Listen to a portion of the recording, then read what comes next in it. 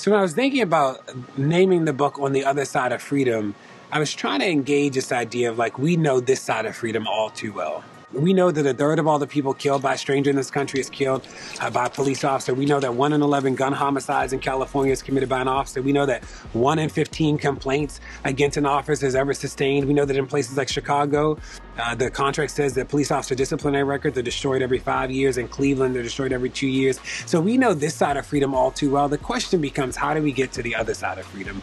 What does it mean to be on the other side of freedom? How do we think about that? That I think about freedom as not only the absence of oppression, but the presence of justice and joy.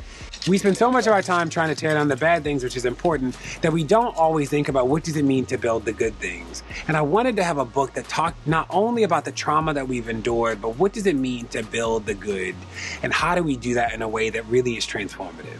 Yeah, so we think about the difference between accountability and justice, right? That accountability is what happens after the trauma. Justice is the fact that people should never have to experience the trauma in the first place. So accountability is always a second tier thing, that we look for accountability in places that we didn't get justice in the first place. So I think about our work, it's two-pronged. So yes, police officers that kill people, we need accountability. The trauma already happened, so the best we can get in this case is accountability.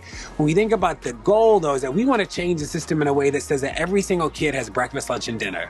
That is justice in its own form. We want to change the system so that like every 7-year-old has a place to sleep. Like that is like about changing the system at the root. We don't always want to be in response to trauma. When I think about this work, I want to make sure that all of us can live for the things that we care about, and that we can be as confrontational, we can be as honest, and we can also survive. And that part of this work for too long has been about how do we survive the trauma. The next part of the work is how do we like thrive in the absence of trauma?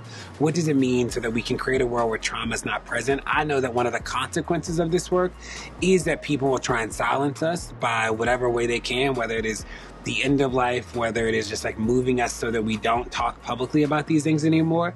At this point in my life, I'm committed to telling the truth in all the platforms that I can and the way that I've continued to do it. That isn't always easy. It's certainly not always lucrative, but I think that it is right. You know, I come to this work for many reasons, and one of the reasons is because I think that we can win, and being rooted in that is like a core principle. When I was a 6th grade math teacher, I think about walking into my classroom every single day and seeing all these incredible black kids who were looking at me as I was math to them.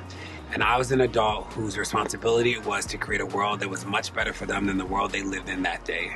And I carry that responsibility with me every single day in the world. That part of what I'm here to do is make sure that I create as much space for people as possible, and that I'm able to live in my gifts as well because of that space that's been created.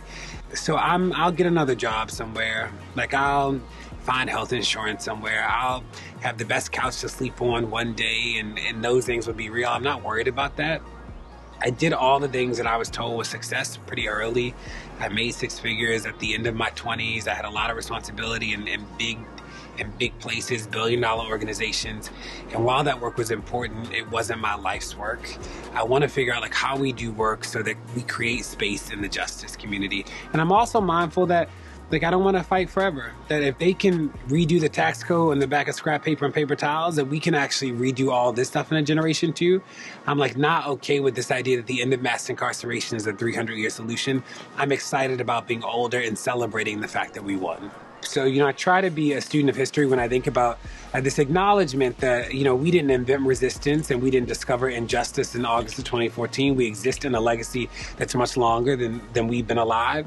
And I'm also mindful that we don't live in their shadows, but we live in their glow, that they created space for us to occupy, and that part of our work is to occupy and expand. That the reason we do this work is to make more space for more people.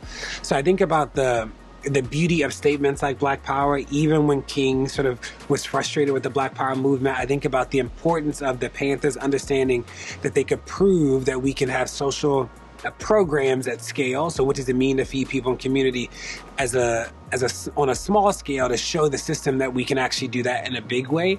So I'm mindful of those things. And I also know that we have tools today that they didn't have, that we can talk to 1 million people at the drop of a hat in ways that they couldn't. No fault of their own, but technology just didn't move in the same way. We can organize with a rapidity that was impossible in those days. So, I try to learn from their lessons as much as I can without taking the worst parts of the work that they did, the homophobia, the sexism, the misogyny. So how do we take the good lessons and not take the enveloped things that it brought with? When I think about the threats that other civil rights leaders have experienced long before I was born, I'm mindful that there is a legacy in this country of delegitimizing people engaged in this work. So I'm mindful that the way I can show up as somebody confronting the system doesn't always have to be me yelling. I can sit on TV and I can say, I can challenge officers and I don't need to yell at them. I can challenge people in the streets and yell, and like all of those are real. The second thing is that I know that part of it is that people want us to be too afraid to do the work, and I try never to be too afraid to do the work. So I know what it's like to be dragged out of a police department by my ankles. I know what it's like to be shot at with rubber bullets and tear gas. And I know that that was just a part of what we signed up for in that moment. And I don't glorify it because it's not anything to glorify. I talk about it because it happened, and I hope that other people don't have to live through that. When I think about the conspiracy theories, is that there's a long legacy of people engaged in civil rights being delegitimized by people who peddle in conspiracy theories. So I was in one of the WikiLeaks dumps, and people felt like I was paid to support Hillary. There were people who believe I'm in the Illuminati.